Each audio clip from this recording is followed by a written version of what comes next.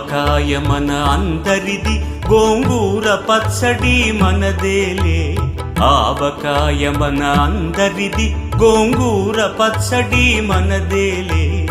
ఎందుకు పిజ్జాలెందుకు బర్గర్లెందుకు పాస్తాలింకెందుకులే.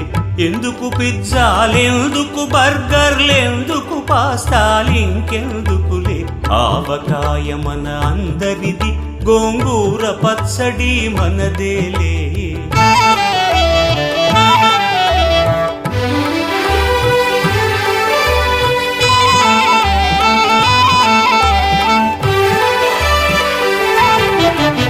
ఇడ్డెన్లలోకి కొబ్బరి చట్నీ, పెసరట్టులోకి అల్లమురా.